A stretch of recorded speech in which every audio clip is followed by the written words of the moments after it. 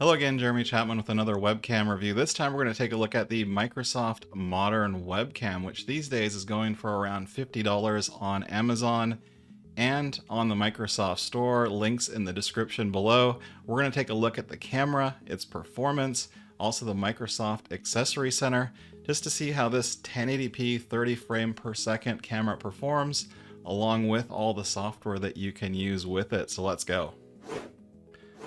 So this is the Microsoft Accessory Center. Once you've loaded it, you can see that it already recognizes my modern webcam, so I'm going to click into it. Here you can see that there are quite a few different adjustments that we have. So HDR is on by default. Let me show you what happens when I turn that off.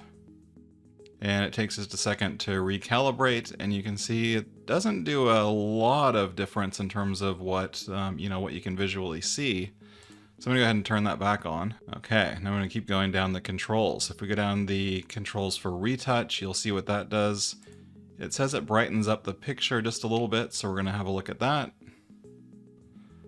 And it did that a little bit, and you can see that, some of the lines have gotten reduced. Maybe some of the sharpness has gone down a little bit. It's a bit smoother. So I'll turn that back off, and you can see there's a little bit more detail on the image a little bit. And we've got separate controls for brightness, contrast, saturation, sharpness, and then there's the white balance. Now I'm going to go through each of these to show you what the white balance looks like. So in auto, it's actually pretty close to looking very real and, very good. When I go to incandescent, you can see that it goes quite blue in my lighting. My lighting's at about 5000K, so it's very close to kind of outdoors natural daylight from a Kelvin temperature standpoint. If I go to warm white fluorescent, you can see it's very blue again. Again, if you have maybe tungsten or warm fluorescent type bulbs, it's probably going to be better. If you go to white fluorescent, probably something in the 4000 Kelvin temperature range, it will probably look a little bit closer to real with this setting. And cool white fluorescent, now it's starting to look more like my color temperature of my lights. Then I've got a couple of different options here for Ultralume 30 and Ultralume 40. Ultralume 40 is pretty close.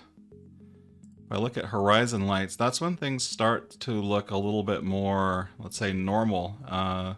Horizon light is probably closer to, sunset, sunrise, is what it's trying to describe there.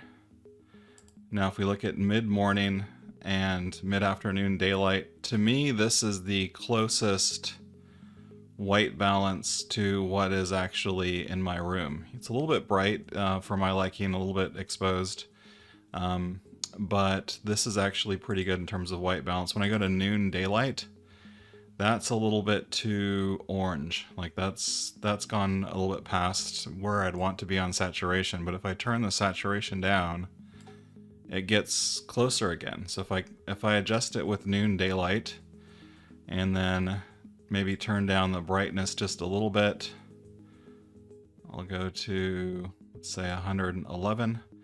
Then I'll turn the contrast up a tad. Saturation's down to 25, and I'll go saturation up sharpness up one click. This is starting to look a little bit closer to, how my Sony cameras look in terms of white balance. If you look at the lights behind me, they are, very white. My skin tones, it's a little bit dark, so maybe I'll turn the brightness up a tad. But this is actually looking, pretty close to real for me. So I kind of like the noon daylight or the midday, but the noon daylight has a little bit too much saturation for me, at least in my lighting slash, skin tones that I have. Now, if we look at auto exposure, if I turn auto exposure off, you'll see it's at -8 kind of right now based on my lighting setup. If I go down to -9, it's way too dark. -8, -6, if I go to -7, that's probably where it is on auto, even though it said -8 before. And now you can see the exposure is pretty good. So we also have flicker reduction with 50 Hertz and 60 Hertz. I'll leave it on auto. I'm in the US, so it should be a 60 Hertz power supply. I don't see any light flicker behind me, even though I've got LED lights. And I can turn on the camera's microphone as well. And when I go to turn it on, it says this camera or webcam isn't certified for Microsoft Teams when the built-in microphone is turned on. So now what I want to do is actually show you what this looks like full screened now through OBS, so you can get an idea of it not kind of windowed inside of the Microsoft Accessory Center application. So I'm going to go ahead and go back home here in this case. That means I should be able to turn it on in OBS. Let's go ahead and try that. Okay, so here I am on the Microsoft Modern Webcam in full frame, coming through OBS with zero filters, no additional kind of manipulation on the image, exactly what I just set through the Microsoft Accessory Center application. And you can see it does pretty well. There is a bit of graininess that you'll especially see on the kind of the back wall panels that I have behind me. I'm going to be curious to see once I upload this video to YouTube if some of that graininess actually gets taken out through the video compression. And likewise, that would probably be the same effect on a Teams call, you know, just going through all the encoding and decoding that happens, you know, through those calls where it's trying to make the video transfer as efficient as possible. But I think for, you know, especially for the current price point that you can find it on the Microsoft Store and on Amazon for about $50 US, this is a great value for money. This is the Microsoft Modern Webcam. So I had one last idea. Actually, I was going to wrap up the video with that last scene with the Modern Webcam, but I decided to actually pump this through the NVIDIA Broadcast suite to do some background blur and also a little bit of what's called video noise removal through that app. And I think actually this landed on a very nice balance from a bokeh effect, and it got rid of some of that graininess. So nice thing is with this camera, you know, you've got the kind of the foundation. Once you add a little bit of software manipulation to it through, in this case, NVIDIA Broadcast, it actually turns out to be a pretty good image with, you know, a nice effect in terms of the background blur. And it brought in, you know, some of that graininess that I would have faulted this camera with initially.